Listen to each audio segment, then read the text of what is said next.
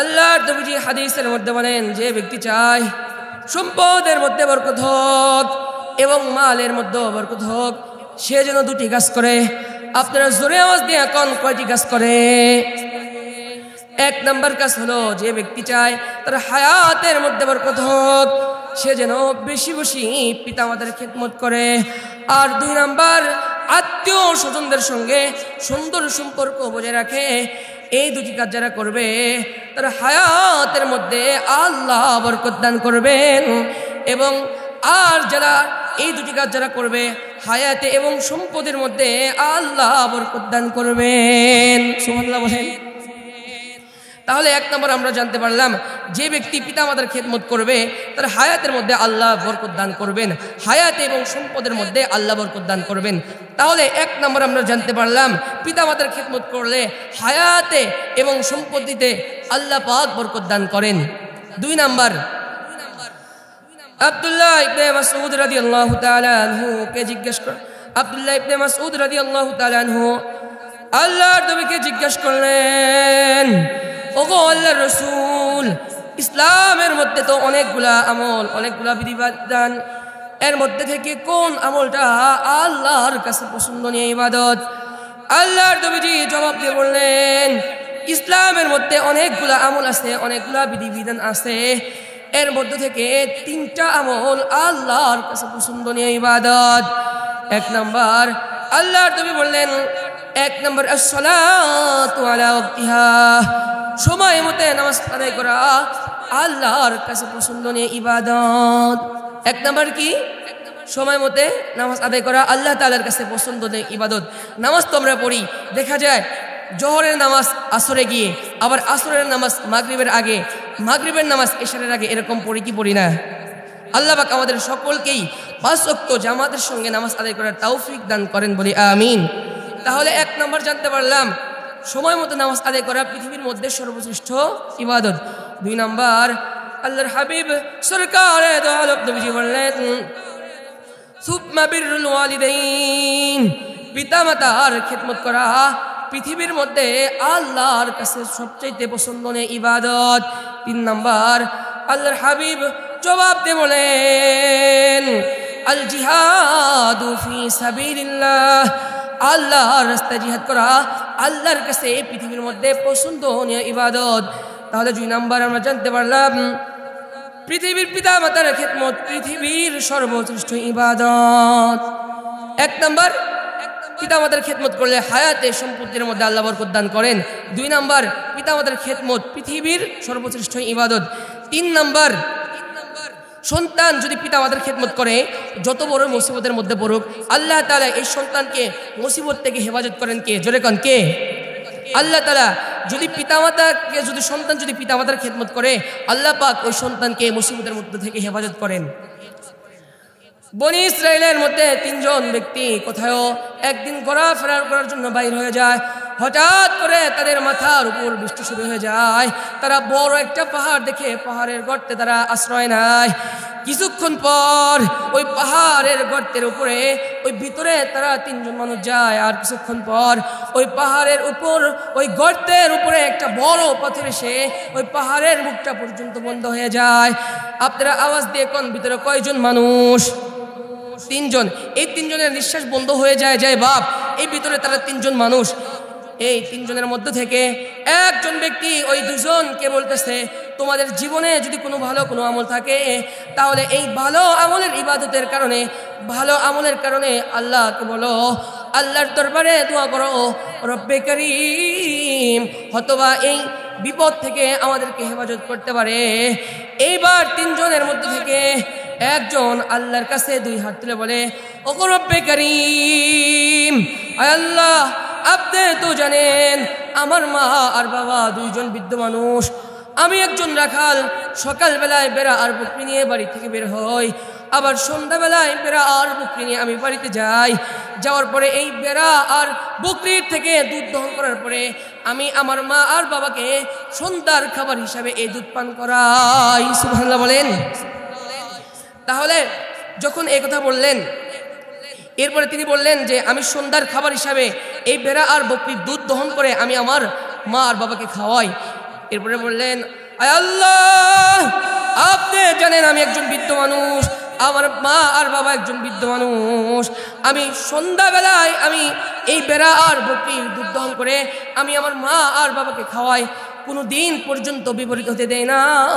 কারণ আমি সর্বপ্রথম আমি আমার মা আর বাবাকে খাওয়াই, আমি কোনোদিন বিপরীত হতে পর্যন্ত দেই না। কিন্তু একদিন বাড়ি ফিরতে ফিরতে দেরি হয়ে যায়। সন্ধ্যার সময় যখন আমি বাড়িতে ফিরে যাই, দেখি আমার মা আর বাবা বৃদ্ধ মানুষ দুইজনই ঘুমিয়ে পড়ছে। আমি যাওয়ার পর দেখি মা আর বাবা বৃদ্ধ মানুষ অনেক রাত পর্যন্ত জাগনা নাই, আমার মা আর বাবা ঘুমিয়ে পড়ছে। আমি এই বেড়া আর বকরির দুধ দহন করে আমি আমার মা আর বাবার কাছে আমি পেয়ালার মধ্যে নিয়ে অনেকক্ষণ পর্যন্ত দাঁড়িয়ে থাকি। কিন্তু এইদিকে আমার সন্তানদের পেটে পর্যন্ত ক্ষুধা হাউ মাউ করে, কিন্তু আমার সন্তানদেরকেও আমি খাবার দেই না। কারণ আমার দুনিয়ার নিয়ম হলো সর্বপ্রথম আমি আমার মা আর বাবাকে খাওয়াবো, কিন্তু সারাদিন রাত পর্যন্ত আমার মা আর বাবা ঘুমিয়ে থাকে। আমি দুধের পেয়ালা নিয়ে পর্যন্ত আমার মা আর বাবার কাছে পর্যন্ত দাঁড়ায় থাকি, কিন্তু আমার সন্তানদেরকে পর্যন্ত দুধ দেয় না। আয় আল্লাহ, আপনি যদি জানেন এই কাজটা দুনিয়ার কোনো মানুষকে দেখানোর জন্য করি নাই, এই কাজটা করছি স্বয়ং শুধুমাত্র আপনাকে রাজি এবং খুশি করার জন্যে, তাহলে আমাদের উপর থেকে পাথরটা আপনি সরায় দেন, আমরা যেন আপনার আসমান দেখতে পারি। লোকটি দোয়া করতে দেরি, কিন্তু আল্লাহ তাআলা উপর থেকে পাথর সরাইতে দেরি করেন না। সুবহানাল্লাহ বলেন। এই জন্যে পিতামাতার খিদমত করলে সন্তান যত বড় মুসিবতের মধ্যে পড়ুক, আল্লাহ তাআলা সন্তানকে হেফাজত করেন। বলেন আমিন।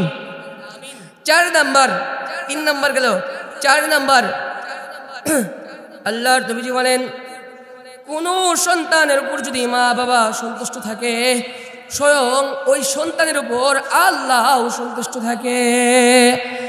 আর যদি কোনো মা বাবার উপরে যদি সন্তান অসন্তুষ্ট থাকে, কোনো সন্তানের উপর যদি মা বাবা অসন্তুষ্ট থাকে, স্বয়ং আল্লাহ ওই সন্তানের উপর অসন্তুষ্ট থাকে। নাউজুবিল্লাহ বলেন। এই জন্যে আমরা কখনো মা আর বাবার সঙ্গে বেয়াদবি করব না। 5 নাম্বার, পিতা আমাদের খিদমত করলে আল্লাহ তাআলা সন্তানের তওবা কবুল করে নেয়। বনি ইসরাইলের মধ্যে এক ব্যক্তি গিয়ে আল্লাহর হাবিব সরকার দো আলম নবীজির কাছে বললেন, ও আল্লাহর নবীজি, আমি তো অনেক বড় একটা গুনাহ করে ফেলছি, আল্লাহ তাআলা কি আমাকে এই গুনাহ থেকে মাফ করবে? আমার কি কোনো তওবা আছে নাকি? আল্লাহর নবীজি জবাব দিয়ে বললেন, তুমি যে গুনাহ করছো, তোমার কি মা আছে কিনা? এবার লোকটি জবাব দিয়ে বললেন, দুনিয়াতে তো আমার মা নাই। লোকটিকে আবার বললেন, তোমার বাবা আছে কিনা? লোকটি জবাব দিয়ে বললেন, আমার বাবাও দুনিয়াতে নাই। এবার নবীজি বললেন, তোমার মাও নাই বাবাও নাই, দুনিয়াতে তোমার কি কোনো খালা আছে কিনা? লোকটি বললেন, ওগো আল্লাহর রাসূল, দুনিয়াতে আমার খালা আছে। এবার নবীজি বললেন, তুমি তোমার খালার খিদমত করলে আল্লাহ তোমার তওবা কবুল করে নিবে। সুবহানাল্লাহ বলেন। এই জন্য মা বাবা না থাকলেও খালার খিদমত করলেও আল্লাহ তাআলা সন্তানের তওবা কবুল করে নেয়। 6 নাম্বার, নবীজি হাদিসের মধ্যে বলেন, ক্বালা রাসূলুল্লাহ সাল্লাল্লাহু আলাইহি ওয়াসাল্লাম, আল্লাহর নবীজি বলেন, আল জান্নাতু তাহতা আকদামিল উম্মাহাত, সন্তান জান্নাতে যাওয়ার সার্টিফিকেট হলো মা আর বাবা, আর সন্তান জাহান্নামে যাওয়ার কারণও হলো মা আর বাবা। এই জন্যে আমি আর আপনি মা বাবার সঙ্গে কোনোদিন বেয়াদবি করব না। আল্লাহ পাক আমাদের সকলকেই মা আর বাবার বেশি বেশি খিদমত করার তৌফিক দান করেন বলি আমিন। 7 নাম্বার, আল্লাহর রাস্তায় দান করলে যেই পরিমাণ সওয়াব পাওয়া যায়, মা বাবার জন্য যদি সন্তান ভালো কাজে খরচ করে তার চাইতেও ডাবল দ্বিগুণ সওয়াব আল্লাহ তার আমলনামায় দান করে দেয়। সুবহানাল্লাহ বলেন। আর 3 ব্যক্তির 8 নাম্বার, 3 ব্যক্তির দোয়া আল্লাহ কখনো ফেরত দেন না। আপনারা জোরে আওয়াজে কোন কয় ব্যক্তি? 1 নাম্বার ব্যক্তি, নবীজি বলেন, কোন মাজলুম ব্যক্তি যদি, নিপীর ব্যক্তি যদি আল্লাহর কাছে দোয়া করে, রব্বে করিম এই নিপীর ব্যক্তির দোয়া কখনো ফেরত দেন না। কারণ এই ব্যক্তি তো মাজলুম, নিপীর ব্যক্তি। এই ব্যক্তিকে মাজলুম বানাইছে কে? জোরে কোন কে? এই ব্যক্তি তো মাজলুম বানাইছে আল্লাহ। আর আপনাকে শক্তি দিয়েছে, ক্ষমতা দিয়েছে, আপনি আল্লাহর দেওয়া শক্তি ক্ষমতা নিয়ে এই মাজলুম ব্যক্তির উপর আপনি অত্যাচার করলেন। রব্বে কারীম এই দোয়া কখনো ফেরত দেন না, বরং মাজলুম ব্যক্তির দোয়া আল্লাহ কবুল করে নেয়, তাতে কোনো সন্দেহ নাই। 2 নম্বর আল্লাহর নবী বলেন ওয়া দাওয়াতাল মুসাফির, কোন মুসাফির ব্যক্তি যদি আল্লাহর কাছে দোয়া করে রব্বুল আলামিন এই মুসাফির ব্যক্তির দোয়া কখনো ফেরত দেন না।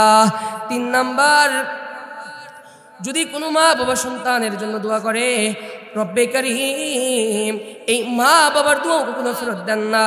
এই জন্য আমি আপনি কার কাছে দোয়া চাইবো? আগে জোরে কোন।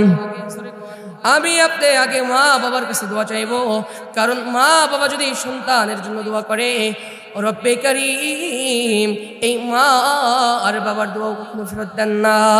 দেখেন, এই আমি একটা কথা বললাম, মা বাবার কথা যেরকম দামি এরকম ভয়ঙ্কর একটা হাদিস শোনাই আপনাদের, বিরক্ত হইতেছেন?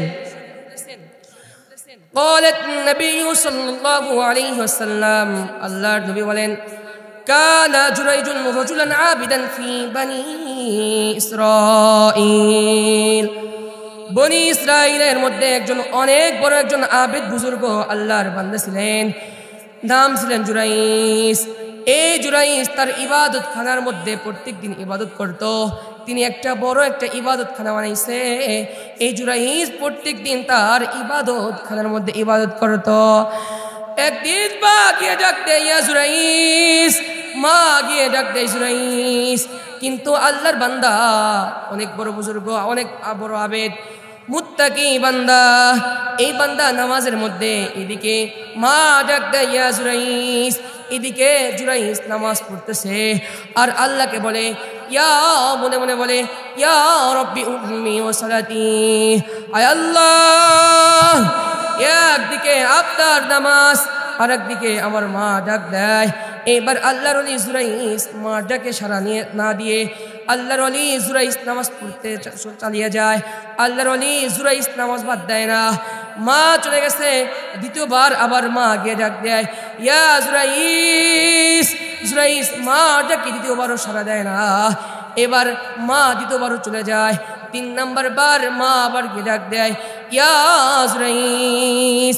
এইবারও জুরাইস আল্লাহকে মনে মনে বলে আয় আল্লাহ, ইয়া রব্বি উম্মি ওয়া সালাতি, আয় আল্লাহ, একদিকে আপনার নামাজ আর একদিকে আমার মা ডাক দেয়। এবার জুরাইস মার ডাকে তৃতীয়বারও সাড়া দেয় না। মা এবার পরে মনের মধ্যে বড় কষ্ট নিয়ে মা রাগ করে চলে গেছেন। যাওয়ার পর বলছেন আয় আল্লাহ, তুমি জুরাইসের মরণ কোনো বেশ্যা নারীর মুখ না দেখাইয়া দিও না। কি? কোনো বেশ্যা নারীর মুখ না দেখে তুমি জুরাইসের মরণ দিও না। এরপরে মা ওখান থেকে চলে গেছে। এরপরে সন্তানের কি হয়েছে মা নিজেও জানে না। এবার মা তো বরদোয়া করে গেলেন আয় আল্লাহ, কোনো বেশ্যা নারীর মুখ না দেখাইয়া তুমি জুরাইসের মরণ দিও না। এবার তো তখন ওই এলাকার মধ্যে একটা রাখাল, ওই এলাকার মধ্যে একটা বেশ্যা মহিলা ছিল। জোরে কান, কি ছিল? বেশ্যা মহিলা ছিল। এই বেশ্যা মহিলা জুরাইসের কাছে গেছে আর এই বেশ্যা মহিলার চেহারা অনেক সুন্দর ছিল। এই বেশ্যা মহিলা আল্লাহর ওলি জুরাইসের কাছে গেছে।